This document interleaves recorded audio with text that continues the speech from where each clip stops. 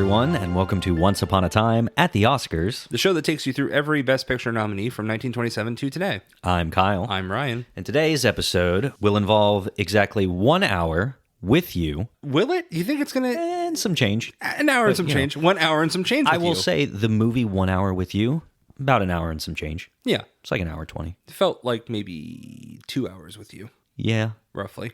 Which might be what our episode ends up being today. We'll see. I don't know. We'll see. We'll dive right into it. 1 hour with you is, of course, the return of one of our boys, Ernst Lubitsch, and his constant partnering with Maurice Chevalier. We got to figure this out. Let's iron this out right now. Chevalier, I think is how I would say it. We're going to have Maurice to talk Chevalier. with Danny. Yeah. We'll go ahead and say right off the top, this episode does feature an interview with Danny of Pre-Code Essentials. Yes. Really excited to talk about this one specifically, this is the movie that he requested to cover with us. So Absolutely. If you were a fan of the 5-star final interview we did with Kim Luperi, they are two halves of the authors of Pre-Code Essentials, as you said. And yeah, I can't wait. I do want to preface by saying they both picked Bad Girl, and I was like, nah. we just released Bad Girl at that point. I feel so bad. That's okay. We'll still talk about Bad Girl. Yeah. I'm not worried about it. So this is a film that features one nomination. We talked last week about how we're not seeing a ton of movies with, or a ton of Best Picture nominees with a ton of nominations. And at that point, we're talking about like 3 nominations total. Yeah. Here's one. It's only outstanding production. Also, Paramount Publix returning back to back with Shanghai Express. Wow, this recording day is really the Paramount Publix day. It is. Look at that. It is. Do you want to run through the cast? Sure. We have really just 4 major players in this film. Mostly. Maurice Chevalier as Dr. Andre Boutier. Jeanette MacDonald, the return of her as well, and her duo partnership with Maurice Chevalier. I'd almost say trio, but we'll get there. Yeah, as Colette Bertier. They're married in this. Genevieve Tobin, yes. I'll work on that. Genevieve Tobin as Mitzi Olivier, and Charles Ruggles as Adolphe Olivier, right? Are they married? Yeah. Are they just dating? Okay, No, you're Olivier. right. You're right. Cool. So, yeah, you've got 2 married couples, but 4 major players. And you know one of them is Maurice Chevalier, so you know where this is going. Let's be real. Yeah, and the thing that I really liked about this was from the very beginning, Maurice actually looks at the camera and kind of addresses like, don't worry, we really are married. Yeah. Like, not a joke. Because at the beginning, we see them making out in a park. And the cops kind of stop them, and this is the park where everyone comes to make out and, like, you know, have infidelity or, you know, just at least not be married. Yeah. And he's like, no, we just enjoy the thrill. And I like this because this is not the first time we've seen him break the fourth wall. We talked about this on the Smiling Lieutenant episode, but this is the first time where we've kind of not expected him to be a scamp. Right. Like we expect him to kind of be like sleeping around and like not be tied down. But no, he's found his person. He's found his other half, specifically in Jeanette MacDonald Colette. So I thought that was a really funny opening for him to be like, this one's different. Right. Until it's not. So a couple things about this. I mentioned that this was you mentioned this was the return of Jeanette MacDonald and Maurice Chevalier together. Yeah, actually, technically, it would be the trio with Ernst Lubitsch because this is the return of the Love Parade. But then again, we're seeing the return of multiple people. Charles Ruggles has been in Ernst Lubitsch films with Chevalier before. Mm-hmm. So I will say this. I don't know what Chevalier did to Ruggles for every like film to now be like, hey, man, got your girl. But like, that's 2 movies in a row now, man. What are we doing? So I have some questions about that. A couple things about this. So this was written by Lothar Schmidt, Samson Raphaelson, and Leopold Marchand. This is actually a remake of a film from 1924, The Marriage Circle. Now, which was also based on a play. Based on a play, and it was the second film that Lubitsch directed. The second film that Lubitsch... Oh, okay. What was it called? The Marriage Circle? The Marriage Circle in 1924. Okay. Now, it's a musical remake. Not a surprise for anyone who's heard our Love Parade and Smiling Lieutenant episode. Lubitsch is known for musicals. This is a continuation of that. This one's a little different, though. I don't know if you caught this. The dialogue, it rhymes off and on at times. Right. Not throughout, but there's a lot of like What do you mean he's coming tonight? This just doesn't feel all right. Like there's a little bit of that. Yes. Through some of the movie, but not all of it. And it almost feels like a song light. Like we're not going to have a song in this, but we are going to have a little bit of a sing-songy rhythm in the way we do this. Yeah. I thought that was interesting. I don't know if I'd say I love it because I thought that was, we've talked a lot about like Les Mis, how that's like they sing song throughout the movie. Right. This does feel kind of like adding this in, but not having it be throughout feels kind of like you're picking your spots. Yeah. The way I kind of interpreted it is kind of Mother Goosey, almost like with Maurice Chevalier breaking the fourth wall so often and kind of narrating the story. It almost feels like he's telling this very scandalous story as kind of a nursery rhyme. And I don't know if that is to add like a lighthearted nature to it and make it, listen, we're all having affairs, but tee-hee, ha-ha. You know, like... To me, it was a little Dr. Seuss. Yeah. It was a little bit of like, I don't like that, Sam I Am. Yeah. Like just a little bit too much. Colette was a star-bellied sneech. Yeah. But Mitzi had no star. It felt a little like, I don't want to say childish because that's not the right word, but it just did feel like, oh, that's what we're doing? Yeah, and I think that's kind of what I'm talking about. It like made it something fun to digest rather than like, I don't know, chicken wings and pizza at 3 a.m. Yep. I exactly know what you're talking Which, about. Is good. It's fun. It kind of messes with you. It's not nutritious. Exactly. That's okay. I see but what you're saying delicious. I just realized we haven't really gone through the synopsis of this. No, we've just alluded to it, which is kind of what Pre-Code does, right? That's so true. And here we are. We'll dive right into it. So this film depicts the faithful marriage even, between Andre and Colette. And Colette has a really good friend, Mitzi. That she wants to come by. And through a series of events, Andre and Mitzi have met and kind of have like a little bit of a flirtation, but not really. After all, he's a committed man, so he pulls away. Mm-hmm. But it isn't until we find that Mitzi is having a troubled marriage on her own that she then wants to kind of create some chaos with some other people, and specifically her good friend, Colette. I gotta tell you, I don't have any friends in my life that I'm like, can I ruin your marriage? Is that chill? Is that a chill thing for me to do right now? Right. So there's a lot of villainy in Mitzi for just kind of being bored at home and just wanting to, if I'm not miserable at home, or if I'm miserable at home, why aren't you? Yeah. And she pulls a lot of that. She's definitely like the definition of a homewrecker. Correct. And she gets between Andre and Colette, and then Adolphe does the same here too. I want to go ahead and stop right here and ask you something. You kind of alluded to this earlier when you mentioned Charles Ruggles playing Adolphe, Olivier, whether they're married or not. I don't think they are. I think that Adolphe is the fifth character in this. Well, rather, he's the fourth character. I think the fifth character is Mitzi's husband, and he's just kind of like, I think he's the professor. Isn't that who Adolphe is? No. Professor Olivier is Roland Young, and Charles Ruggles is Adolphe. Adolphe is just Andre's friend. They are the same person to me. You know what I absolutely love about this? This is what I love. We just last episode talked about how I missed such important context with one. I almost said 130 with Shanghai Express. Right. That now we're flipped, and I feel this is vindication. Yeah. This is great. No, so Roland Young was the fifth character in this, and he really is just kind of like, I'm miserable. I don't like being here. He actually has one of my favorite lines in this. This is another great one with lines. He says, and I'm paraphrasing here, there's this really strange law in the world that you can't shoot your wife and kill her. And I was like, what is going on in this movie? Yeah. Because if you do, you'll be arrested, I think is what he says. Little lighter and brighter of a line, but this is something that Andre says, Madam, you may think I am a coward. I am. Yeah. And he runs off. Great line.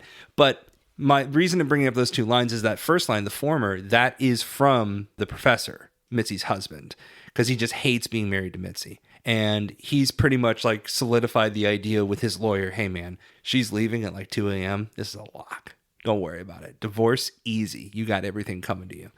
And yet still, later in the movie, he's like, hey, man, you're complicating my marriage. This doesn't work for me. I'm like, Doc, we all just need to get a divorce. We need to make divorce much easier.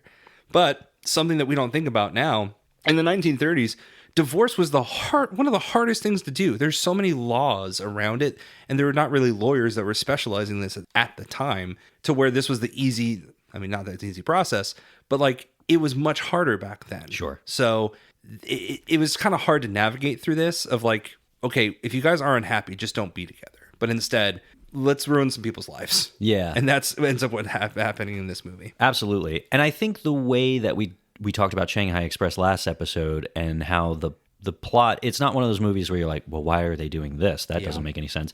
You have to just throw that away and just be like, okay, this is kind of a fantasy world we live in, even though everything is based on really real experiences and things. Right. It's silly goofy is what we're doing here. It's very silly goofy to a point where, I mean, I guess I'll spoil this a little bit. I didn't connect with this. Yeah. As much as I did with Love Parade or Smiling Lieutenant. I thought Smiling Lieutenant was like fantastic. Yeah. So then getting to 1 Hour with You, this is clearly a continuation of the sex comedy, and it has everything you're looking for. I don't think it necessarily has the direction that I loved about it, and there's a couple reasons for that. I think I want to say that for our conversation with Danny, but there's a couple of reasons why that might be. So this is kind of like a troubled production a little bit, and I think that bleeds into the movie. I think that there's some things that stop me from really enjoying it. A big part of it is the reason that, and I guess mild spoiler alert for everyone for about halfway through the movie, a lot of this is kind of like the confusion behind, is Andre actually cheating on me? Is there something going on with Andre at one point moves the place cards of like he knows Mitzi's trying to flirt with him, so he doesn't want Mitzi sitting next to him, so he moves the place cards. But by doing that, he actually ends up moving the place card of Mademoiselle Martel next to him. So Colette's now like, well, hey, Mitzi, I think there's something going on with him and Martel because he wants to sit next to her. Why is that? And now there's this confusion. And you think, hey, here's the movie. Is like his life is complicated because of Mitzi. But then about halfway through the movie, there's an actual interaction between him and Mitzi, maybe a little more than halfway. A little more than an interaction, too. Yeah, that's true, yeah. I mean, what we see is like we went to the garden together and like, you know, you assume. But even the incident of how he ends up going to the garden with her is like, man, she untied my tie, and I don't know how to tie my tie. And if I walk in here with my wife and she sees my tie untied, she's going to know that something happened, but it didn't happen. But now I'm going to go into the garden to get my tie tied, and something's going to happen. But my tie will be tied. But my tie will be tied. And that's ultimately what gets him to go into the garden. It's like, well, I guess I'm going to get my tie tied. I got to point out, too, he makes that decision by doing the old rose petal trick. Yes. And that's a very funny scene because he is like, I go inside and pretend nothing happened. Boom. I go to the garden and I get my tie tied by Mitzi. Boom. And like he says that over and over and over and over. It's at least like 5 or 6 times that he says this over and over. And I did really like it. And the manic nature of Andre in this, I actually liked that version of Chevalier. Yes. I think that him playing just like the rascal of like, I'm just going to do it and it's going to be fine, no problem. He kind of slips into that towards the end of the movie, but it really is the first half that he's like faithful and trying not to like have that and put that all behind him. And then the manic nature of him just being like, Mitzi, leave me alone, I really liked. Yeah. So then when he kind of slips into like, whatever, cool, we'll do it. And then it's like the old Chevalier. For me, it just kind of like, man, I really liked what we were doing before. That kind of sucks. It's so interesting when you look at the regression of his performances, where we started with Love Parade through Smiling Lieutenant to this. He's been less tied down, starting with Love Parade, but somehow more charming and faithful. Yes. As well. And now, as he goes from like a very serious relationship in the Smiling Lieutenant to now married, he's been more of a scamp as time goes on. And in this movie, he's like the absolute worst. And I think to your point, like I also did not connect with this movie very well. And I did have to watch it a second time because the first time I was like, I hated this. I must be missing something. And it did help. But the weird thing about this is the fourth wall breaking that occurs throughout the entire movie. Yeah. And not just like a fun, like, what do you guys think? Should I cheat or should I not cheat? It's the point where he goes, don't judge me. You would have done it too. Yeah. And I'm like, who are you? How dare you? What I love about the fourth wall break in this movie specifically is, and this reference is mostly for my parents, my wife, and my in-laws, but I kind of expected John Quinones to come out of What Would You Do? Have you ever seen that show? I think so. It's on like ABC, familiar. And it's like kind of like 2020, but it's a 2020 extension of like we put real people in situations with actors and saw what they would do. It's like a candid camera. Exactly. But it's always like a very like, what would you do if you heard this conversation? Yeah. Less pranks and more. I mean, you know what? It is pranks. That sucks. Anyways, point is, the way that like Chevalier handles a scene, Andre specifically, it seems like John Quintanilla is just kind of coming off screen, just being like, hi, what would you do in this scenario? Yeah. And it's like, not this. Like, I'm with you. I'm like, don't associate me with this. I wouldn't have done this. There's a scene at the end of the movie. It's the actual closing scene where the musical number is not just Andre anymore, but now it's Andre and Colette. And they're both like, well, look, I was put in this situation. You were put in this situation. What would you have done? The same thing. Yeah. I'm like, no, I wouldn't have. Stop this. Chill out. Chill out with the accusations. Yeah, this was... I didn't hate it. I want to clarify that. I didn't hate it. It was my least favorite of the three that we've seen with Lubitsch for this run so far. Right. But I did appreciate where I know where it went. This did feel the most like a sex comedy that we would see like today. But definitely like the whole how he actually does end up like sleeping with Mitzi and like being involved with Mitzi. And then Colette and how she ends up with like Adolf, like that. It just felt kind of rushed, like this just happened to happen, and it didn't feel like an organic part of the story. Yeah. So for me, I was kind of like pulled away by that. I wasn't as interested. One thing I did like, and this is like I'm asking for, I want cake and to eat it too, right? Okay. Is the scene where Colette is so convinced that Andre is having an affair, and she thinks it's with Martel, and she's crying in the bed after their party, and he's like, "Look, what can I do to convince you that I'm faithful to you?" And he looks at his watch and realizes that he has like, I think exactly 2 minutes for the car. He's like, what can I do in the next 2 minutes to convince you that I'm faithful? And I think that little line is very cute. And like, I get it. And there's something about like that whole infidelity thing that to me was just like, I can't rock with that. Yeah. It doesn't feel right for your character. Well, because there's the other part of that scene where she thinks that he has had an affair with Miss Martell. Right. When he in fact has had an affair with Mitzi. And when she accuses him of being with Miss Martell, he starts laughing at her and he's like, no, that's ridiculous. Unbeknownst to her that it's Mitzi. Yeah. So it's almost like, ha, I would never do that with her. Yeah. And it's just like, damn, dude, chill out. You're laughing in her face. He's kind of a really despicable character. And while everybody does kind of, nobody is faithful in this movie at all. I think that he is the worst offender by far in this. And the fact that he is also the one that stands in front of the screen and is like, yeah, we're all unfaithful and so are you. It's like, okay. Sure. It just kind of ends up being like a wash situation where they're like, you made some mistakes, I made some mistakes. What I did like is how this ends up in the conversation. I mean, it doesn't feel good, but I did see like the cute, like, rom-com nature of it, where he tells her everything he did with like Mitzi and like, I've been unfaithful, and she's like, this is so funny because like I have been too, and it's with Adolf, and he's like, that's hysterical, like that's so cute that you would try and do that. She's like, no, for real, look. And like Adolf, who just happens to be there, she's like, hey, come in here. Like her back is to Andre, and she's facing Adolf, and she's like, did we not like embrace in the dark after the party? And Adolf kind of looks over her shoulder at Maurice, and Maurice is like, yeah, say yes, man, make her feel better, like lie to her, that's fine.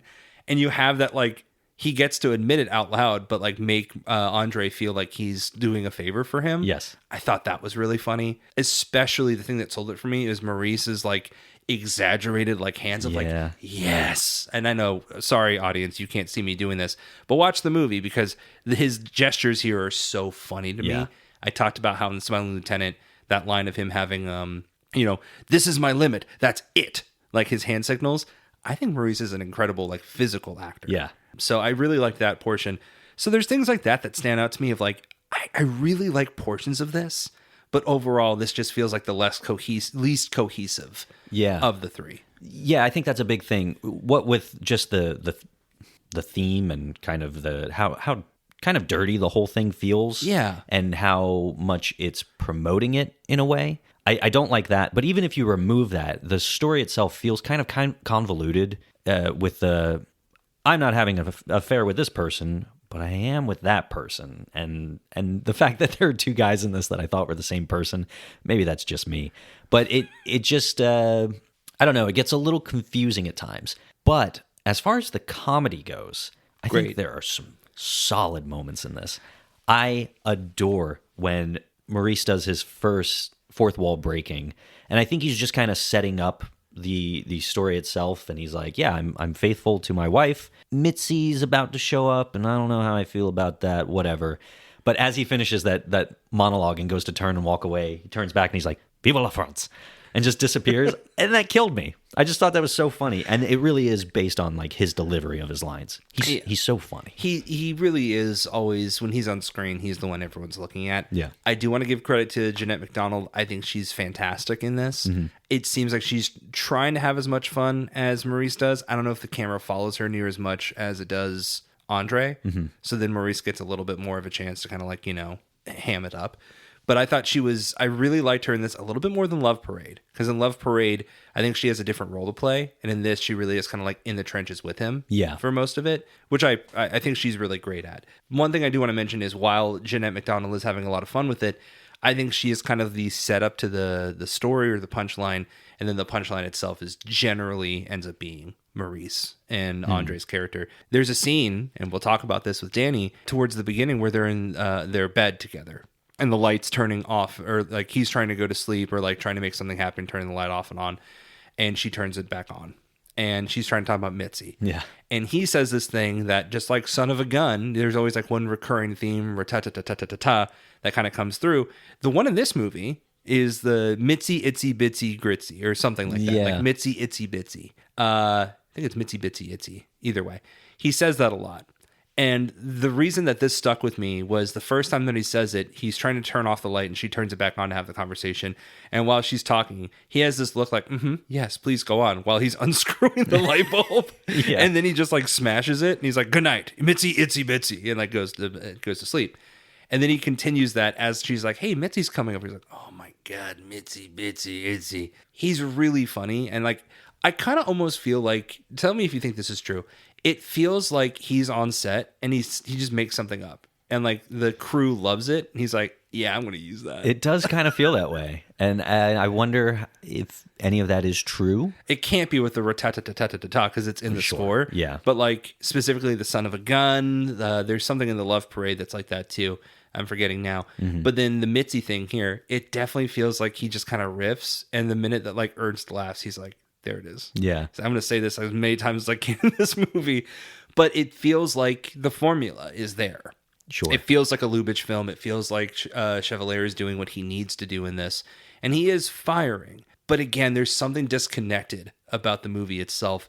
And I think there's a reason for that. And that seems like a really good cliffhanger to lead into our episode or interview with Danny here. Yeah. So I'm going to leave that as a cliffhanger. Yeah, I think that's a good call because most of the stuff that I think I want to talk about now involves like the pre-code nature of the film, right? And how like heavy this is on the sexual innuendos and sure. it being a sex comedy. So I think that is a good moment to swap over. And I think that there are Lubitsch as a director knows his way around how he wants to do that, but some other directors may not. And I think that lends to that conversation. So I'm excited to talk with Danny about that. So do you want to get to our ratings on this?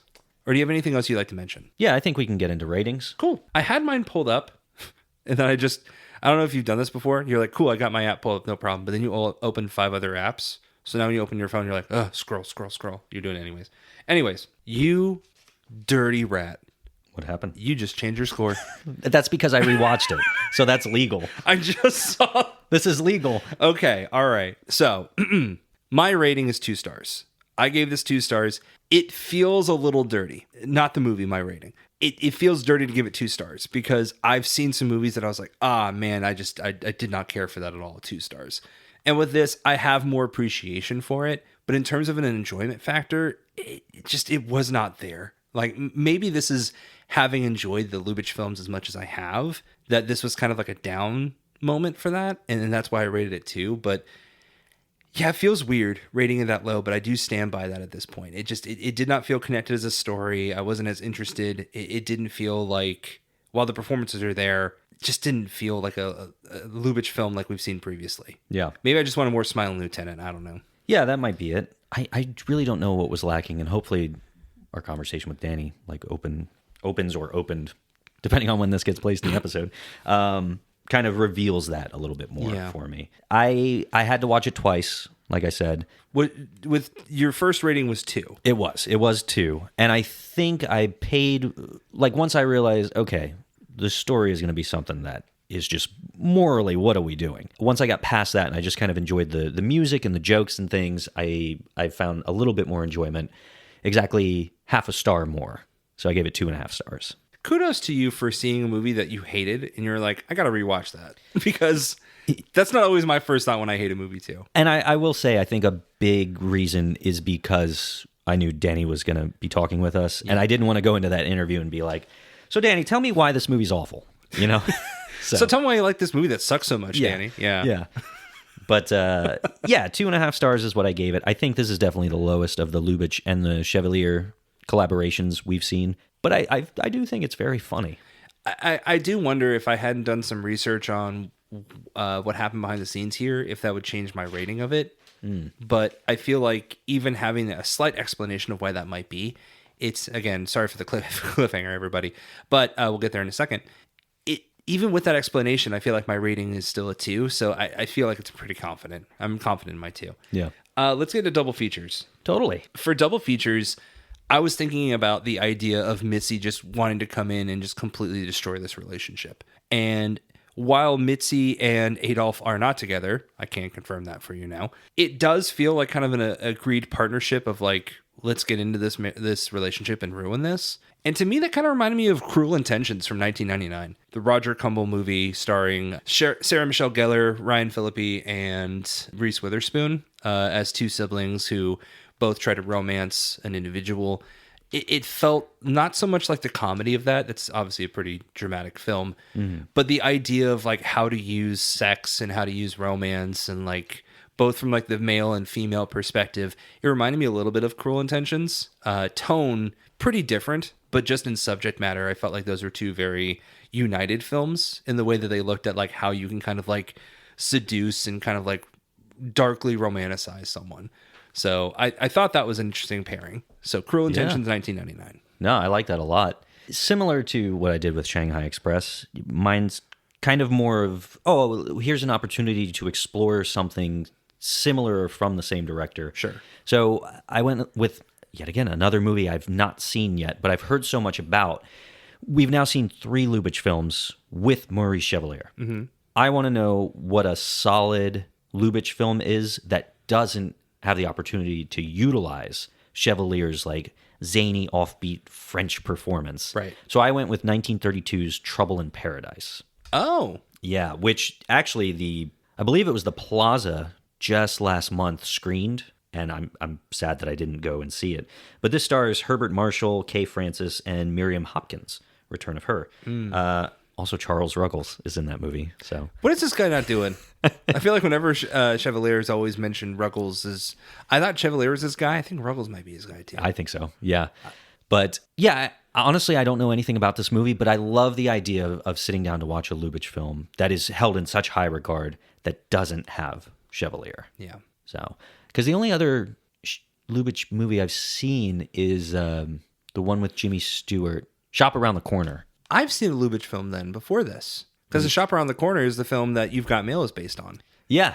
And I saw that because my You've Got Mail Blu-ray collection comes with the Blu-ray for Shop Around the Corner. There you go. Oh, interesting. Yeah, that's cool. Not a musical. Not a musical. No. So very good though. So great to know that he still balances that pretty well. Yeah. So yeah, that's ratings and reviews. I think what we'll do now is we'll cut over to the interview with Danny, and we'll talk all pre-code and all of the sexcapades that take place in this movie. And it should be a blast. So stay tuned for that. Well, not stay tuned. It's like right now. So as long as you don't turn it off right now. How about let's instead say we'll cut now to our interview with Danny on Pre-Code Essentials to talk a little bit more about 1 Hour with You and some behind-the-scenes stuff. Enjoy. All right. So we are here with Danny Reid, co-author of the book Pre-Code Essentials. We spoke last week with Kim, and now we have you here, Danny. Welcome. Thank you so much for joining us. Thanks for having me. Yeah, I'm really excited. I know both you and Kim originally picked Bad Girl to cover, and we had just finished that episode. So I want to start off with, what drew you to 1 Hour with You to be your movie? It is one of my favorite films. I'm looking forward to finding out what your guys' ratings were for it, because on Letterboxd it's pretty decisive or divisive. I really appreciate it. I think I love a lot of Lubitsch's. He's one of my favorite directors. I think 1 Hour with You is kind of like this hidden little gem where there's so many little interesting things being done throughout it. And it's still very, very funny. It's like the hardest I think I'll ever laugh in my life, and it's someone just standing up, but it's played so perfectly that it's just, I just bust up every time. So I really enjoy it. It has one of my favorite pre-code stars in it, which is Genevieve Tobin. She played Mitzi in the film, and she has a fascinating career that's not talked about a whole lot because she kind of jumped between studios. So I just love her, and I love that film, and I think it's probably one of the funniest movies from the early 30s, in my opinion. Yeah. It's funny because what we talked about in the episode was exactly that, where I think that this movie, more so than the other two films that we've watched of Lubitsch with Maurice Chevalier, is his physical comedy in this is like so on display. I'm thinking specifically of when he's having that like secret conversation with Adolf over Colette's back, where he's like emphatically moving his hands to be like, yes, say yes. And that physical comedy of Maurice is so good in this.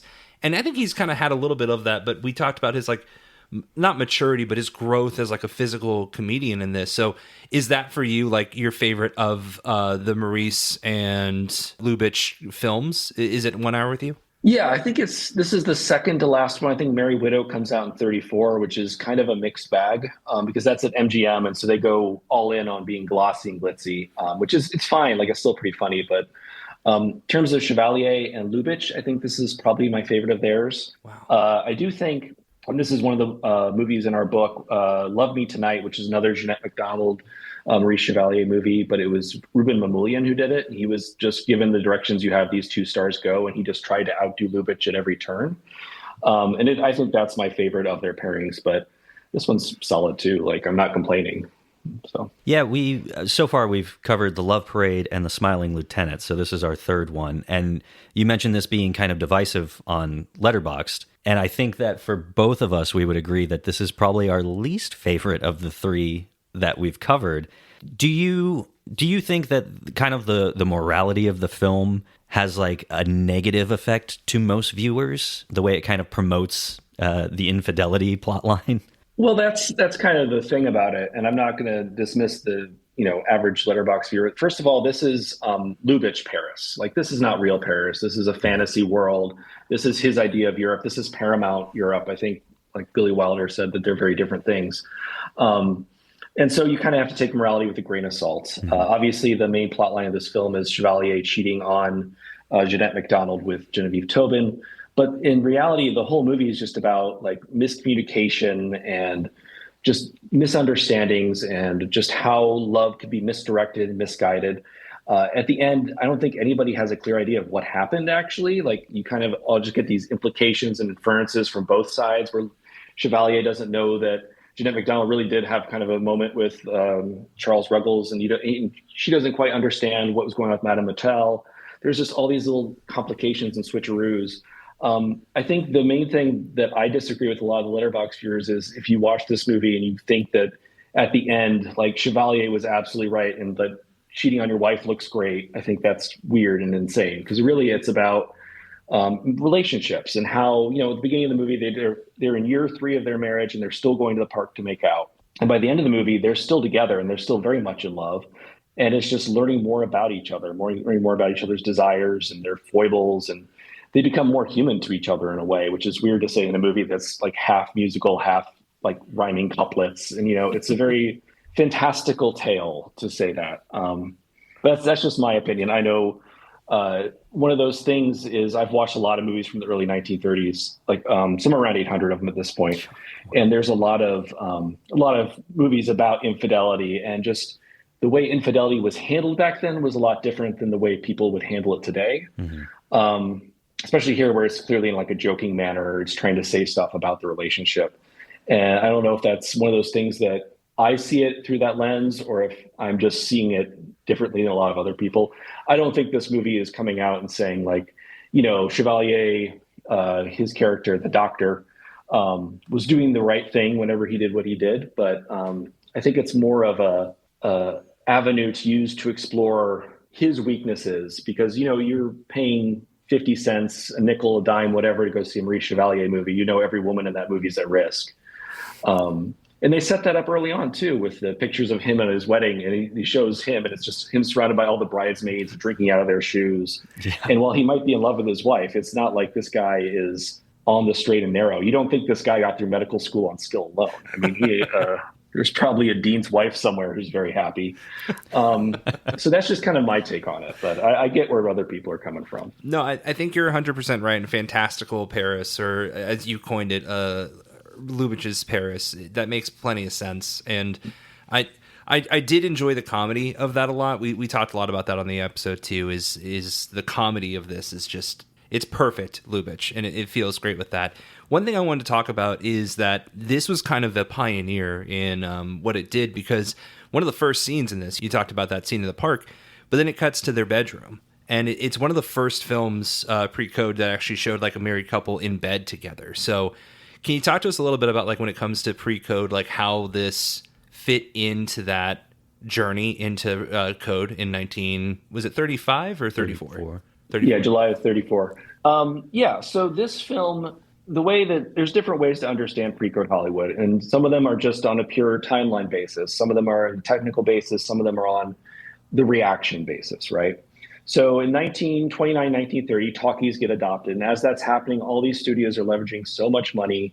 And when that happens and the Great Depression hits, suddenly every studio is bleeding cash, right, left and right. During 1930 and 1934, we're talking about third biggest industry in the entire country is filmmaking at this point. Only company that's actually making money is MGM. Everyone else is in the red. There's companies trying to merge, trying to decouple, trying to recouple. They've spent all this money wiring their theaters for sound, and it's going terribly. And during this time, they try different things. They're trying to ride trends. There's no TV. Radio is super expensive, so your only competition is newspapers. So they try different trends to bring people into the theater. And a lot of times, and as they progress through the early 1930s, it becomes more and more desperate. In 1930, they make so many musicals, and by they, I mean like the five major studios: MGM, Warner Brothers, Paramount. Oh, I shouldn't have tried to list them all. But they're all making musicals hand over foot because that's what's making money. But they're making so many musicals, they completely collapses the entire musical industry. Like, people will just refuse to go see musicals, and suddenly you have these very expensive productions no one's going to see. So what's interesting with 1 Hour with You is it is a musical. It comes out in 1932. Musicals don't really come back in terms of like box office appeal until 42nd Street, which I believe you guys will cover in your next year. But this is an interesting moment where you see the power and appeal of Lubitsch. Now, Lubitsch was at Paramount, which was a very loosey-goosey studio. You just had producers going off and doing whatever, which is why it was a great comedian studio, because the Marx Brothers would just go off and make a movie and come back and be like, okay, I guess we're going to release this. And Lubitsch really excelled at having that kind of freedom. And so he made a lot of movies that are very risque and very daring. But even the censors admired him because they're so well made and so tight and so, a lot of what censorship comes down to is what you're saying versus what you're implying versus what you can say, what you can't imply. And so 1 Hour with You, even though it is very clearly about infidelity, and it's about, there's moments where they just like seeing Charles Ruggles in his tights, Lubitsch puts it all with such class and grace that even the censors were kind of charmed by it and let a lot of this stuff get by. Now, there's going to be a lot of movies from Warner Brothers and other studios that keep getting crasser and crasser as you kind of lose that appeal. But Lubitsch really was at the height of his game. His next two movies are Trouble in Paradise and Designed for Living, which are the two we picked for our book because they are iconic for a reason. Trouble in Paradise is probably one of the few perfect films ever made. But in terms of when this came out, this was really like this early 1930s.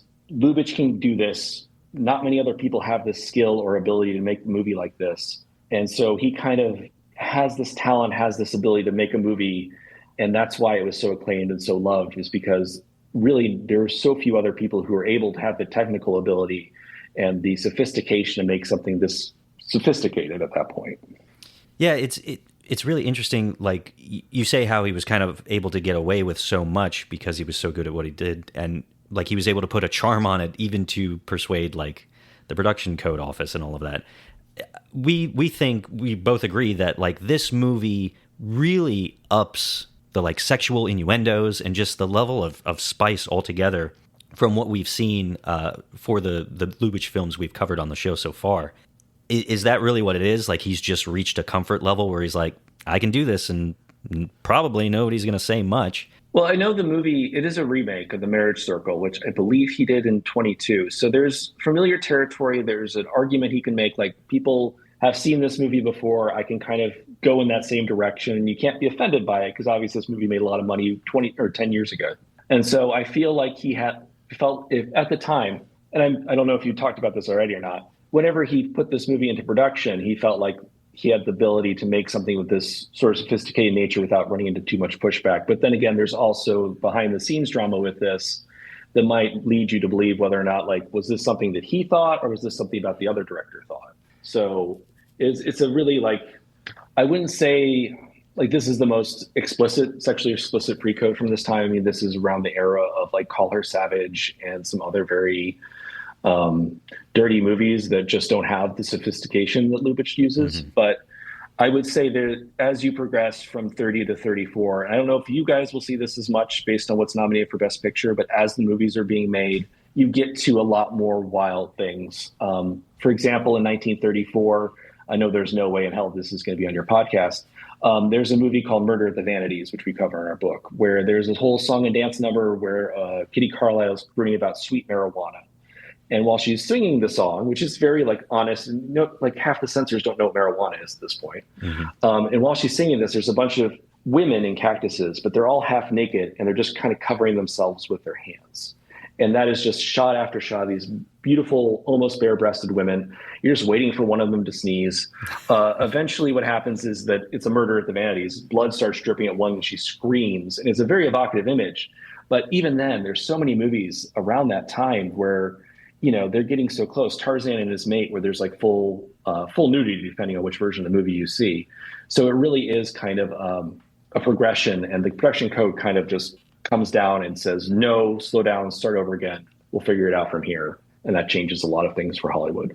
Wow. Yeah, I definitely want to lean into a bit of what you kind of alluded to there with the behind the scenes, is that I think that's something that's really interesting with this movie specifically, is that there feels like there's like a Lubitsch touch, right? To this specifically to this kind of story.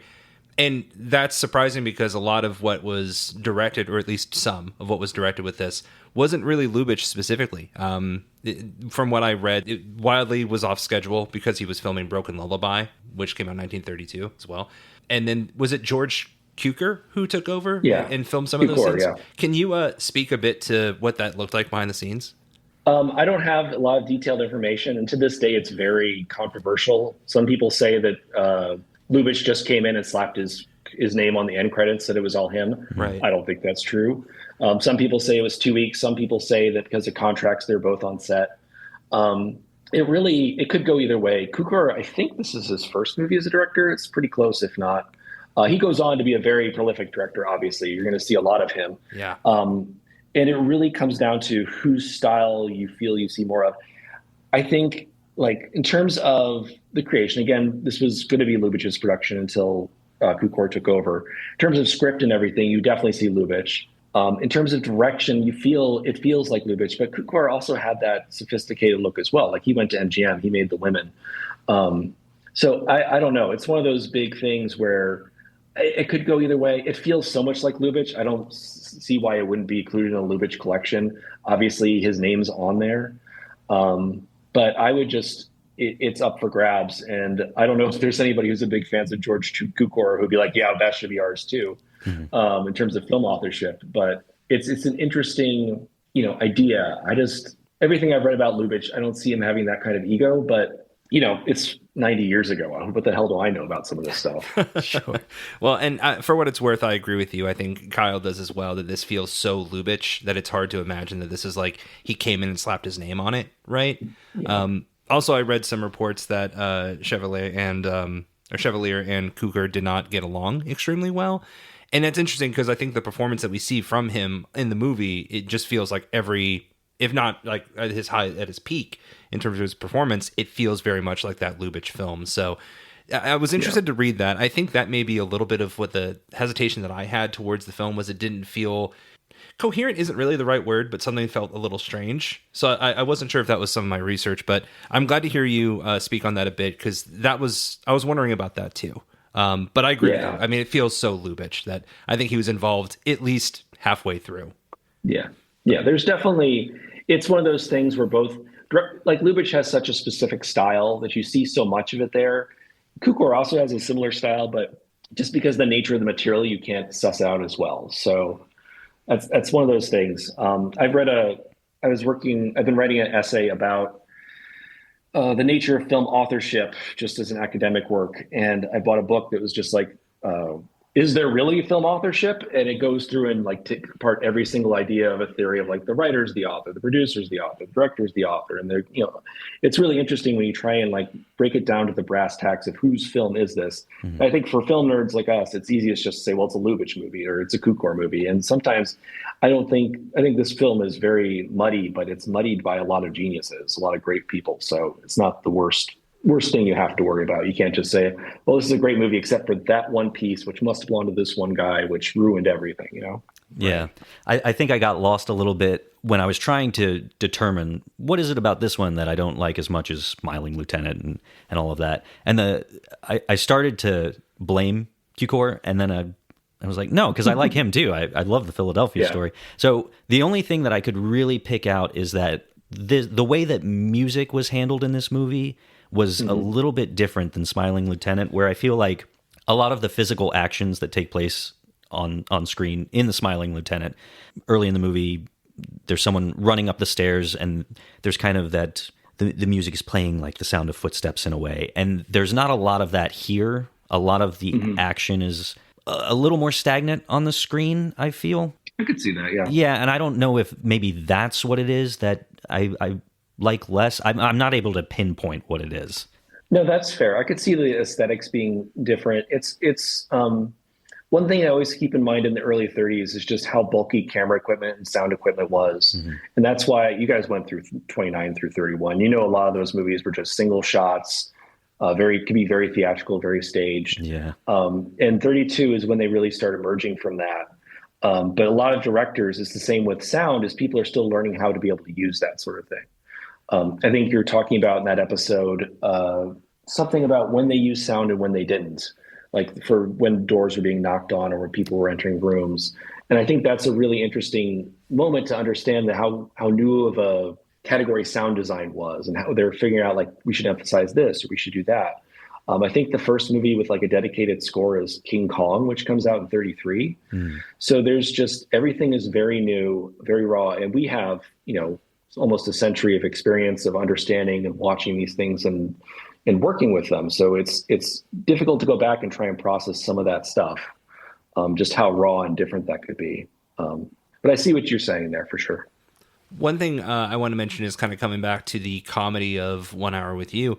And we both really liked the fourth wall break. I think that kind of existed in all of them, but especially in the Smiling Lieutenant. That is fully on display in 1 Hour with You, where he's addressing the audience. But one thing that I really liked was not only is he addressing the audience and kind of doing the fourth wall break that way, he's also kind of acknowledging like, welcome to another Chevalier-led Lubitsch film. Because in the very beginning, he's like, hey, yeah, don't worry, we're married. And looks directly at the camera. He's like, I'm serious. Like, can you believe I'm married? So we both thought that was a hilarious like introduction to kind of be like, it almost kind of felt like it was very personal of like, hey, I know you and Kyle have been working on watching these movies so closely. It's weird that in this one I'm married, right? Yeah, it was very meta. Even beyond the fourth wall break, it was very like, I know you've seen my movies. Yeah. Let me clarify. So, to your knowledge, have you seen anything like this, Lubitsch or otherwise, where they kind of, not just the fourth wall break, but acknowledge like the work that they've done and like in something like this? Yeah, there's a lot of, the movies are being made so fast. There's a lot of times where the fourth wall kind of gets broken or there's references to other movies. Paramount was pretty bad with it because, obviously they did the Marx Brothers movies as well. The movie I mentioned before, Love Me Tonight, is another Chevalier movie, and it opens with a picture of his famous hat on the wall. And there's a famous silhouette of him, and it just opens with that. And so that's how you get to him. And then later on, his hat gets crushed by a car or a horse. It gets stepped on by a horse. And his chauffeur comes over and says, "Ha ha, what are you going to do now? You lost your famous hat." And he pulls another one out. He's like, "Nah." So there's like, obviously, Chevalier has that. There's Monkey Business, which is the Marx Brothers movie where they all impersonate Chevalier. They all come through and pretend to sing as him because they all have their passports say they're Chevalier when they're entering the States. And Harpo has like a little recorder on his back. One of the more famous ones is there's a movie called Red Dust, which I don't think got nominated. But it's Jean Harlow. It's really famous. She's in a rain barrel taking a bath. And so Clark Gable's like, "Hey, you can't just walk around here buck naked in front of everybody." And she's like, "Try and stop me."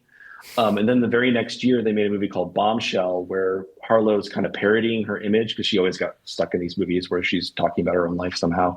And they do the rain barrel scene again. And it's just her behind the scenes, like arguing with people about it. So it's interesting because there are these little nuggets of continuity or references to other movies that nowadays we can pick up on pretty quickly. But back then, you're like, there is no way anyone was paying this close attention to these movies to notice this coming up from this movie into this movie and stuff. So it's so fun to pick up now, though, especially with how frequent or close together we're able to watch all the movies. We don't have to wait a year for them to be released. True. Do you have like a favorite moment in this movie that really stuck out to you? You mentioned earlier there was a scene that made you laugh out loud every time.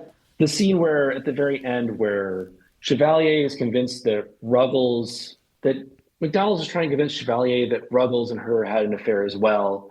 And Chevalier doesn't believe it, but there was something. And Ruggles is being forced to tell the truth, but he doesn't think that's what he wants to hear, but his friend is telling him to lie. It's very complicated, but it's very funny. That scene is great. I will say my favorite moment in the entire movie is that Mitzi basically gets the doctor to come visit her at her home. And they sing this song. It's a very cute little, like 3 times a day. And it's very suggestive. And it's really like flirty, and then at the very end of the song, it ends with her grabbing his wrist.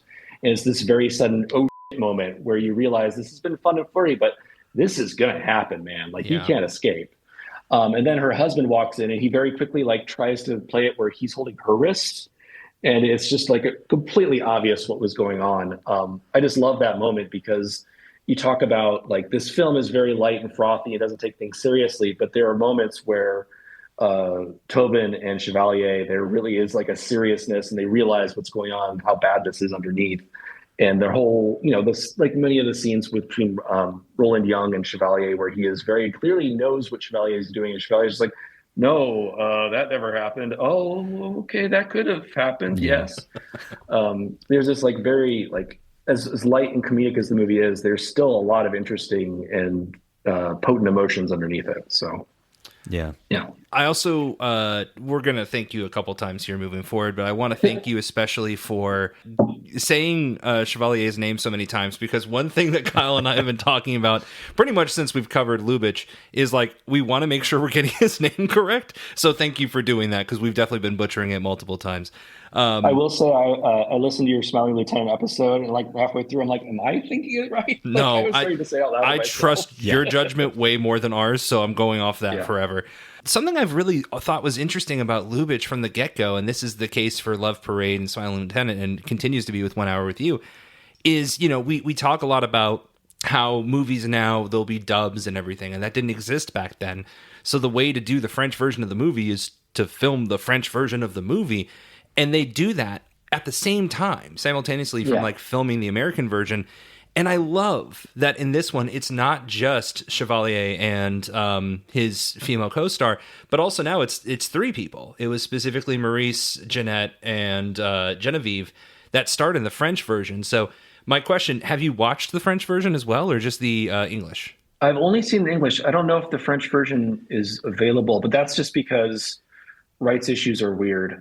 Sure. That was done a lot. Like I know Buster Keaton's Free and Easy, which was his first big sound film, Warner Archive released it with the Spanish version and the French version and then the English language version. So you can watch all 3 of those on DVD.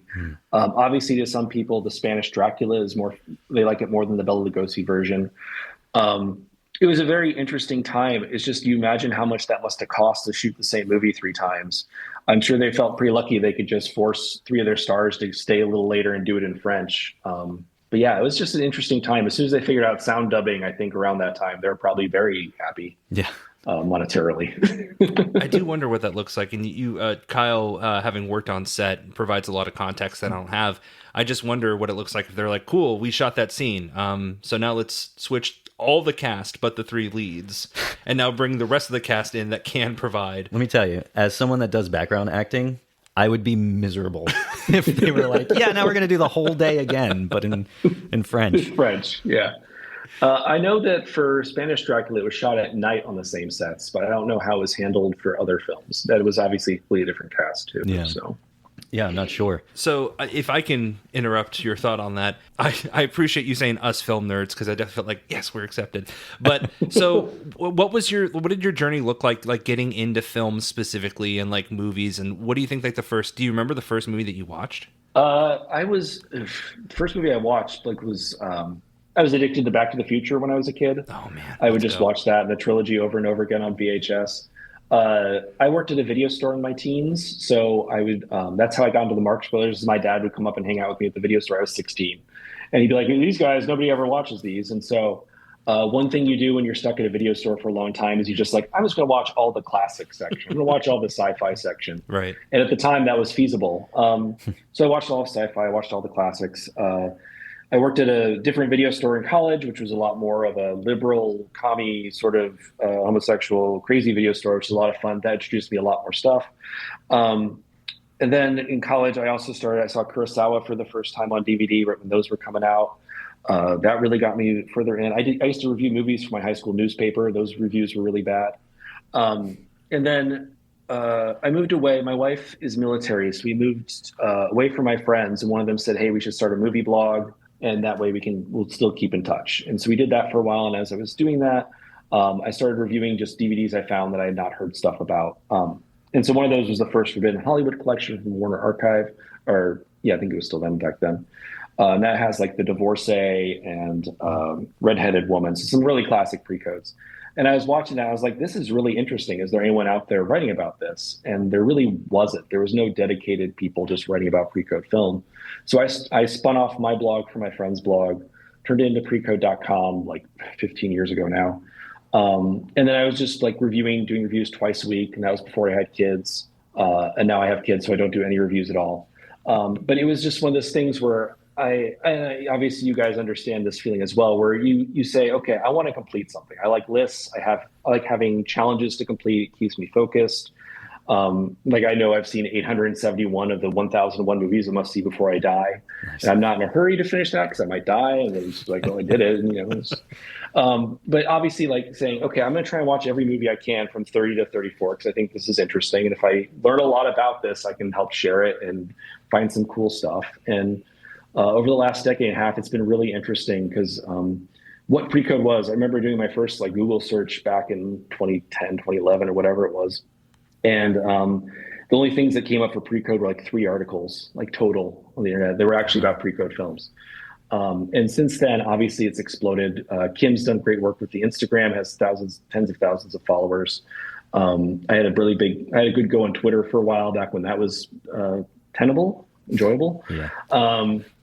But it's one of those things where it's become a lot more popular, which makes me really happy. And I really am glad because it's such an interesting era of movies, and there's so much you can still get out of it and learn about. And there's so much that still relates to today. When I first started watching it, it was 2000. It was right after the Great Recession, which obviously you're watching movies from the Great Depression. And you're like, okay, I understand this, I understand that. And then you go through political issues. And you say, oh, I see this in this movie or this in this movie. Women's rights, racial animosity. This is all written in these films, and you see them from 90 years ago, and you kind of can feel that kindred spirits. These people trying to make these movies, at the time they're just making them to make a couple bucks, but some of them really say things and mean things in ways that movies can't really do anymore. So it's just been a fascination since then.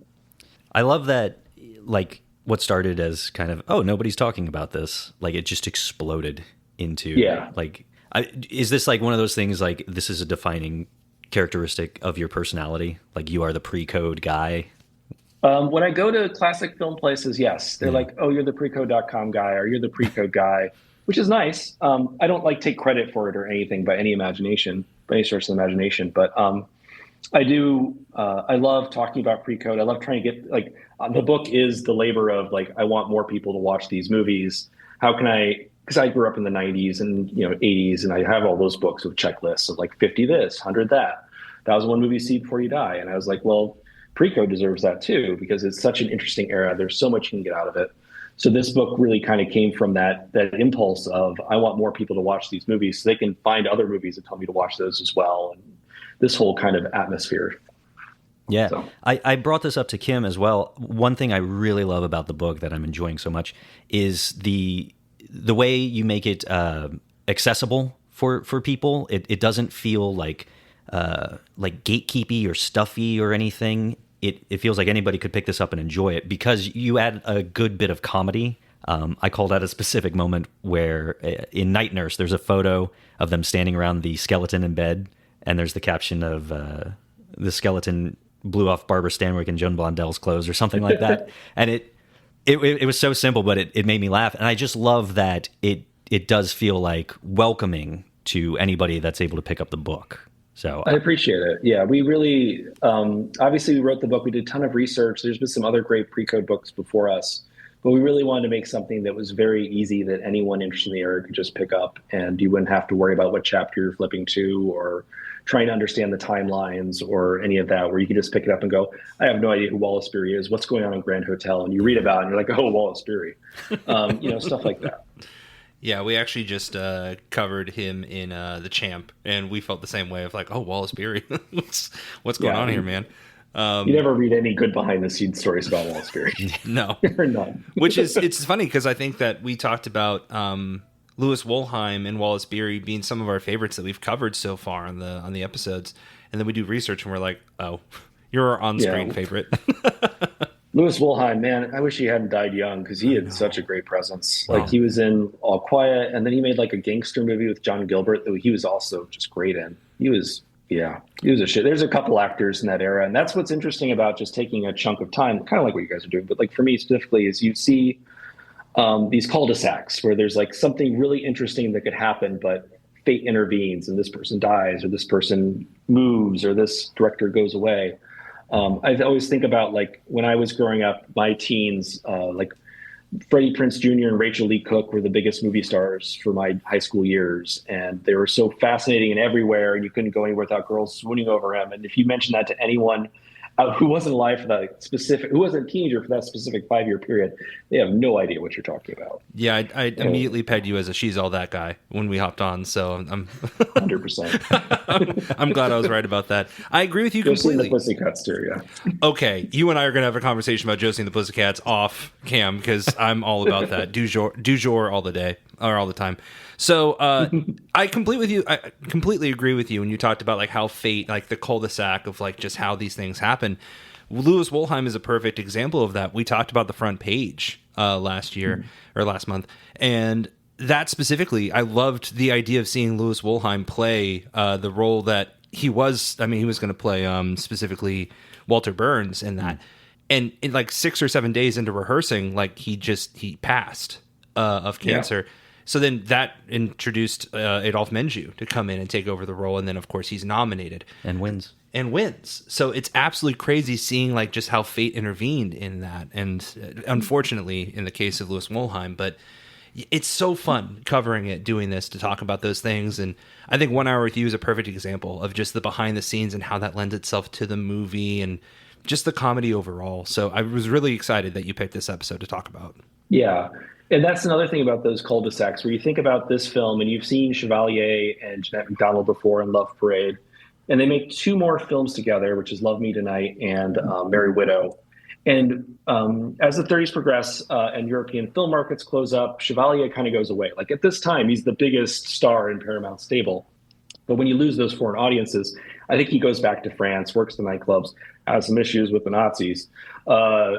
And his career just kind of falters until the 50s. They bring him back, and you guys will see him again in like Gigi. Meanwhile, Jeanette MacDonald goes to MGM, and she makes these series of operettas that are huge successes with Nelson Eddy.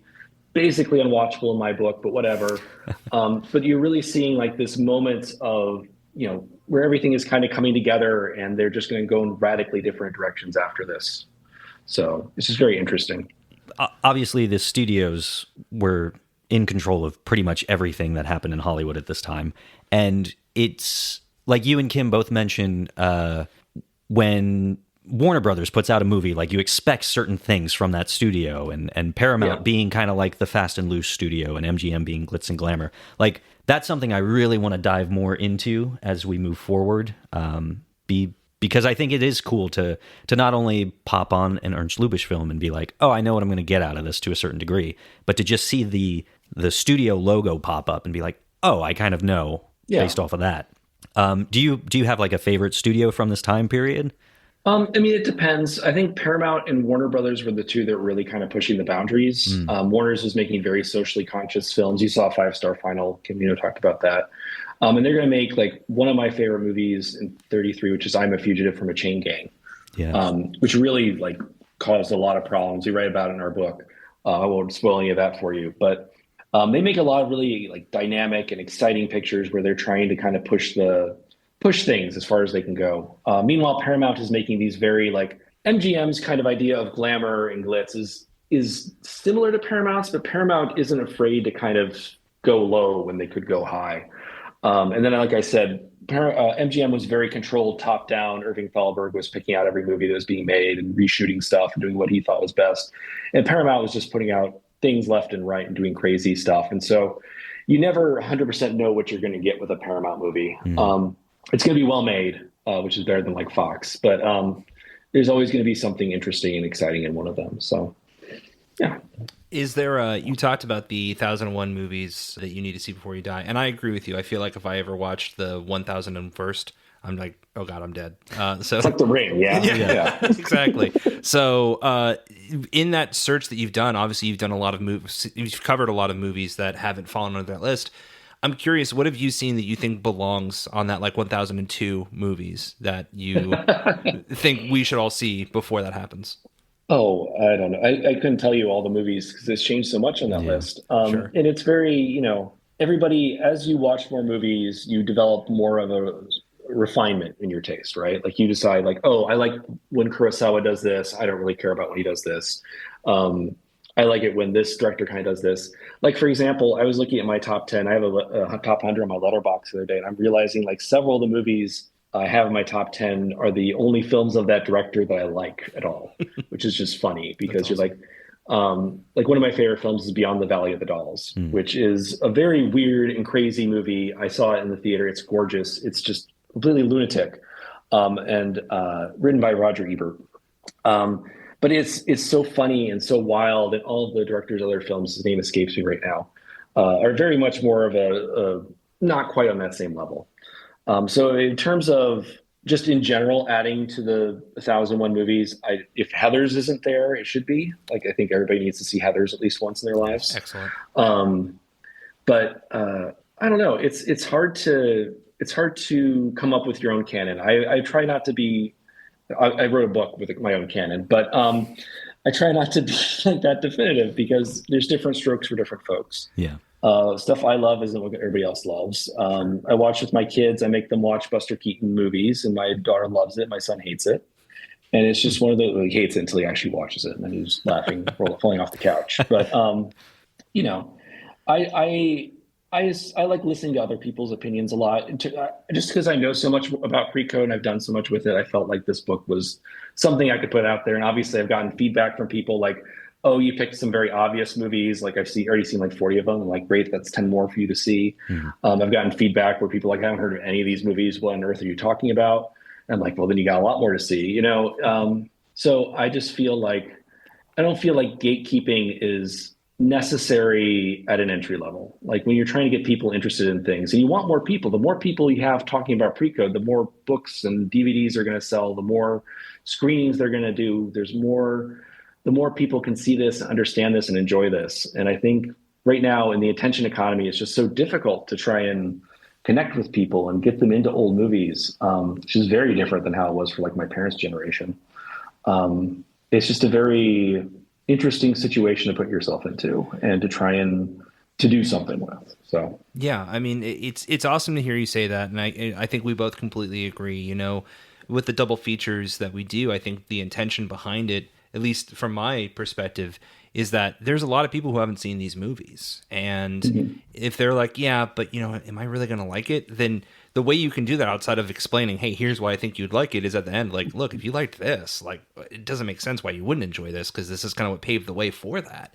So that level of inclusivity and, like, getting rid of gatekeeping, I think that's the whole perspective that we want to have on this, is we want to share it with everyone, because why aren't we talking more about preserving these films and everything? So very big fan of your writing that you and Kim put into this, because it does, to Kyle's point that he mentioned earlier, it feels very inclusive and welcoming, and to include not just the humor in it, but like the levity of the conversation, because it does feel like you can pick up, oh, hey, I'm talking about this movie, let me skip to page 78 and talk about that specifically. So again, just incredible work that you've done on this, you and Kim. Thank you. I appreciate it. It was very much a labor of love. Yeah. You guys are doing, is it Turner Classic Movie Fest? Is that what it's called? Yeah, the 17th annual Turner Classic Movies Film Festival. I think it's, the actual title is more cumbersome than that, because the TV channel is called Turner Classic Movies. So I think it's like the Turner Classic Movies Classic Movie Film Fest. It doesn't matter. We're going to be there. It's in Los Angeles at the end of the month. We're going to sign books on Sunday, which is exciting. Very much a dream. Again, this book, I don't remember if Kim mentioned in our interview, we started talking about it in like 2015, 2016. Wow. And I'd written most of it at one point, and turns out that's not what you're supposed to do with nonfiction books. Because then we go to publishers and say, like, we have this 100,000 word nonfiction book for you. And they're like, no, what on earth? What are you talking about? So it was really like, we really, like, I never thought this would actually happen. So I'm so excited the book is here. I'm really proud of it. I'm so thankful of the help we got from TCM and Running Press. Kim, like, in terms of, I've worked with a lot of other writers before, and Kim's been like one of the easiest. She's got such a great eye for research. I think you can tell between the difference between our conversations, where Kim was like, in the production code files, they said this, they did that. And I'm like, yeah, Lubitsch's terms and evolution, if you go from here to here. And so we just have very different perspectives. And I think that really kind of works well together. So it's been a lot of fun. Absolutely. Yeah. Completely agreed. Yeah. So do you guys, I know based off what Kim said, but do you have any plans to make your way down to Atlanta anytime in the future? So I live in Germany right now. So Sure. Getting back to the States has been difficult. Yeah. But I am moving to Colorado in the spring or in the summer. And part of that will hopefully be more travel around the States. I know Kim talked to me. I used to live near San Francisco. I've lived a lot of places. I used to live near San Francisco. We went to a couple of pre-code showings at the Roxy, and they came to us and said, would you like to help introduce some of those? And I was like, yeah, that'd be great. So we'll see. She can name theaters in Atlanta. I cannot. I've been to Atlanta before, but it was a long time ago. That's okay. We won't hold it against you. We'll see. But yeah, I mean, I would really like, there's so many opportunities. And I think the way theatrical distribution is evolving and the way these megaplexes have to evolve, I'm watching, I live in Germany. There's like 4 movies in English that come out a week that I can go see. But I look at like the listings in Colorado Springs, and you see like, oh, this week the AMC is showing Ferris Bueller's Day Off, or they're showing, they're doing a lot of retro films. And I think that smaller theaters in specific, when you have people who can introduce the movies and help because I mean, I've been to, sorry, this is a little digression, but I've been to a lot of screenings, classic film screenings. And I really think the context for how you present the screening matters, especially nowadays. I know when I saw Double Indemnity in the theater, 2005, there's this scene where he goes to the bowling alley and drinks a beer in front, like in his car, like they bring the beer to his car. He's just drinking it behind the wheel and everybody's just laughing. Mm-hmm. And you're like, it wasn't really supposed to be a laugh. I think having someone there and adding context and having this wealth of knowledge, I'm not just like blowing smoke up my own, but being able to do this at the theatrical level really helps make a difference in how these movies are remembered and received nowadays, which is why I like going to the TCM Film Festival and, having these people get up and talk about films and, sometimes even people who worked on the film. I went a few years ago and Cora Sue Collins was there, and she, you probably never heard of her, but she was a child actress in the early 1930s to early 1940s. And so she played like young, you'll actually see her. She's in Smiling Through. She plays young, oh my God, I can't remember her name, Norma Shear. She plays young Norma Shear in Smiling Through. And she plays young Greta Garbo in Queen Christina. And so she has these roles where she's just basically every young actress version of themselves at MGM for a while. And so I got to meet her because she was like 95, and she kissed me on the cheek and she says, "Oh, you're so sweet, young man." I was just like, that's cool. I got kissed on the cheek by somebody who met Garbo. Like, what are you going to do? That's awesome. Yeah, but just finding those connections and learning about this history and, realizing the human side of it while also understanding the statements that were being made and the way they were being made. It's just very interesting, and I think very much worthy of effort. So yeah, 100%, absolutely. I want to shout out too, like you mentioned, context and having somebody present these classic films being so important. I totally agree. The best example I have of that is 2 hours ago. Yeah, exactly. Francis Ford Coppola, his most recent film Megalopolis, which is just shrouded in controversy and so much stuff. That was the very first movie I had the opportunity to work as a background actor on, so I was really excited to see it. And then the more I heard about it, the less excited I was to see it. But I went to a screening where he presented it. Right. And him being there and being able to talk about like what the movie meant for him and all of that, and having that context did like make it a more enjoyable experience, even if ultimately I still do not like that movie. It's not a good movie. Yeah, wow. But to your point, like I do think that is so important, and that's usually a driving force to get me to go see an older movie in theaters is, well, who's presenting it? Because that really matters to me as well. Yeah. It does. I'd be remiss when we talk about context and everything if we didn't give you the opportunity that we gave Kim. You both picked Bad Girl that you wanted to cover. Sure. Is there anything you'd like to say about Bad Girl, why that was your first thought when you wanted to cover that? Honestly, like I listened to your guys' episode. I know you were kind of mixed on it. Honestly, I hadn't seen it in a long time, and I remember really liking it. So it wasn't like this is like with 1 hour with you, I'm very enthusiastic and I really do enjoy it. I have a lot to say. I thought it was fun to pick both of those as well because they're about relationships and miscommunication, and they have very similar themes and obviously are very different movies. And they kind of speak to this level of sophistication that movies were at the time. And I think you guys are kind of getting to the cusp of that in the pre-code era, because after in the late 30s, and I'm not someone in love with late 30s movies, they seem to go in a different direction. 1933, Little Women comes out, which I do believe is a Best Picture nominee. And it's a good movie, but as studios are trying to do something different that's not going to get them as much trouble with the censors, they start making a lot more literary movies where they're very solid and well-meaning and very dramatic, but they're of a very different kind of tone and a very different kind of message. And that's obviously by design. But I think it's interesting at this point what you can say and what you can't say. Going back to Genevieve Tobin, who I mentioned before, was one of my favorite actresses. She made a movie in 1938 called Yes, My Darling Daughter, where she's not the lead. She's the fun, wacky aunt of this girl who's trying to decide whether or not to go spend the weekend sleeping with her boyfriend. And her mom has to decide whether or not to let her go. And this is, for 1938, this caused a lot of problems. Like this was, in 34, 32, 33, it probably would cause some controversy, but it would not have caused as much controversy as it's going to cause in 38. And so you really lose a lot of these stories about dealing with relationships, dealing with how people treat each other. And so that evolution is interesting. So yeah, that we were talking earlier, how that's my biggest fear is once the production code really kicks in, our enjoyment of these movies, like, is that going to completely flip? And are we going to have to really search for what's good? I think it's going to be not as much fun for you, is my opinion. But you're going to get to 1939. There's a lot of great movies in 39. During the war years, they loosen things up a bit. Obviously, you're going to get to a year with Casablanca, so there's something to look forward to at the very least. Sure. And it's one of those things where one of my favorite directors who really got me into film was Billy Wilder. And the reason I really got into Lubitsch is because Wilder absolutely loved Lubitsch. Right. So you're going to get to the Billy Wilder films, and there's always this tension about whether or not the Hays Code forced filmmakers to make better movies. This idea that saying specifically what you are and aren't allowed to do forces you to be creative. And I don't know if I necessarily agree with that. I do think that there's movies that are very crass movies that are being made in the early 30s. But there's also like movies that say nothing a lot more in the late 30s. And it really kind of comes down to how people can bend these rules, what interest they can find. and just how human you can make your story within this set of principles and ideas.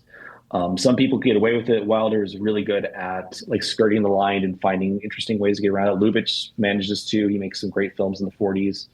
But I mean, everything changes, and you'll get to this 50. I mean, God willing, you guys get to the 50s and 60s, and there's going to be a lot of really interesting stuff as things kind of unravel as the post-war, maturity kind of kicks in.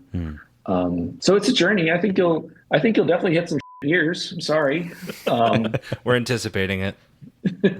But I think in terms of completion, like in terms of like I've seen every Best Picture winner. I've not seen every Best Picture nominee. But in terms of completion, it's still, even the bad movies are worth being able to say, okay, this year they made like Flirtation Walk. I think it's nominated in 34, which is pretty lousy. It's another Dick Powell musical with Ruby Keeler, but you can see the evolution, you see the changes, you see people come back and disappear, and you'll get to experience film history, which I think is super cool. And I think it's a worthy cause. It's a worthy journey to go on. So, yeah. Well, when we started this podcast, we don't really pride ourselves on being like experts of any of this. And it really is a journey, not only to be a completionist and go through all the Best Picture nominees, but also just to offer information for others, but also to learn ourselves. And I think that having people like you and Kim as guests has really helped us do that. Just in this conversation alone, I've learned more about Pre-Code than I knew, an hour and a half ago. Yeah, and my ratings on whatever they were very different. So the big thing that Kyle and I are we're very adamant about is the conversation of like, these movies should not just be for us. This should not just be in a vacuum of us talking about it. It should be a conversation with other people. And I think your writing style, clearly your communication style in this interview, it is indicative of we need to be a community. And I'm thrilled to see like in theaters in 2026, like there are more audiences coming out, and it feels like movies are important again. And that's amazing because they have always been. And I'm glad there's an audience for it more so than ever.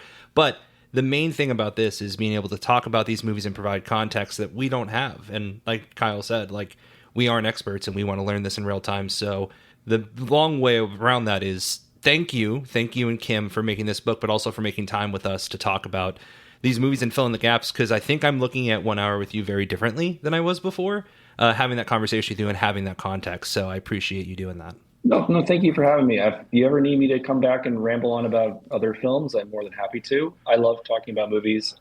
And I do not get to talk about, like I live in Germany. I don't have any other film loving friends. So when I do talk to people, it's a fountain. It's not going to stop. So yeah, unfortunately, in 90 years from now, I don't think we're going to be talking about 1 hour or Can't Hardly Wait or Josie and the Pussycats. But if I ever have an opportunity to talk about those, very easily you're going to be on that episode. But I look forward to you being on future episodes with us because I think what you and Kim have provided for us, not just in the book, but in our conversations, has been invaluable. Thank you. I appreciate it. And thanks for having me. And I've really enjoyed listening to your guys' podcast, doing the research for this. So thanks for making what you make. Thank you for that. Thank you. Thank you very much. Was there anything at the end here that you'd like to plug? Obviously, the book we've mentioned a dozen times now. Precode.com, right? Yeah, it's pre-code.com. I don't update super often. I just usually put out like stuff that's coming up on TCM. I try to do reviews. It's just difficult. I have 2 kids, and so I'm the stay-at-home dad who works all around all their stuff. I have a Blue Sky. It's precode.com spelled out for the other crazy lefties out there. Kim has the Instagram, which is much better, and that's at precode.com. And she does fantastic work with that. But yeah, I mean, if this gets somebody to pick up the book or even get it from your library, I'm a librarian by trade. Obviously, I want people to use their libraries. Check it out. I think it's fun. I think it's amazing that it exists. And I hope it gets more people to check out some of these films. So yeah, 100%. Well, good luck in Los Angeles. We wish you could be there. But congratulations on the signing, on the book, all the success. And we look forward to speaking with you more in the future. Yeah, just drop me a line, guys. Thank you. Thanks so much, Danny. Our thanks again to Danny Reid to join us here to talk about his Pre-Code Essentials book that he co-wrote with Kim Luperi. Our huge thanks to Kim as well for joining us to previously talk about 5-Star Final. It was a blast to be able to talk 1 hour with you, with Danny, and you. So I'm glad we were able to do that. Also, just a side thing, very excited about the interviews that we've been able to do so far, both having Jordan on to talk about not 1 hour with you, to talk about All Quiet on the Western Front. Rachel on to talk about specifically like the cinema archives, the work that she's doing on YouTube, and then to have both Kim and Danny talk about Pre-Code Essentials. Really excited to kind of have these experts come in and speak a little bit about some areas that we're not as keen on. So love the ability to be able to do this. Yeah. And if you're enjoying these interviews too, like that's something that I'm trying to strive for at least once a month. So if there's somebody you want to see us speak to, send us an email, outayopodcast@gmail.com, and just steer us in the right direction, because I'm looking for experts and people that are kind of an authority on these movies. I actually have someone who I think we should include on the Citizen Kane episode when we talk about that. Okay. I'm really interested because I think she's listening and she doesn't know that I'm about to ask her, but I think we should. All right. So I'm interested. I like that. Maybe I shouldn't tell her until we get closer. So she hears it and she's like, is it me? We'll see. But either way, very excited about the interviews that we can get for this and have gotten so far and will continue to get. So absolutely appreciate everyone joining us on that journey. Thank you so much. As far as next episode, we will be covering Grand Hotel. A big one. Yeah, massive one. And that's going to be the last film of the 5th Academy year. And then we'll be moving into our ceremony episode, which also means that the Best Picture poll available on our Patreon will be coming to a close. So if you want to be a part of that and vote for which film you think truly deserved to win Best Picture at the 5th Academy Awards, check out patreon.com/OUTAO podcast and send in your vote. Also join the Discord. Stay tuned for a watch party that we will be hosting on April 29th, and look forward to more stuff on the Patreon. Beyond that, leave us a review, leave us a rating, and stay tuned for next episode. And make sure to check out on the Discord when we are voting on what film or what kind of film we'd like to watch for the watch party, because sometimes it is a film from that year, sometimes it's a film that was nominated in that year, and sometimes it's something more modern. So make sure that if you want to say in that you're joining the Discord and voting appropriately. Absolutely. That's going to do it for this episode. As always, I'm your host, Kyle. I'm Ryan. And we'll see you at the movies.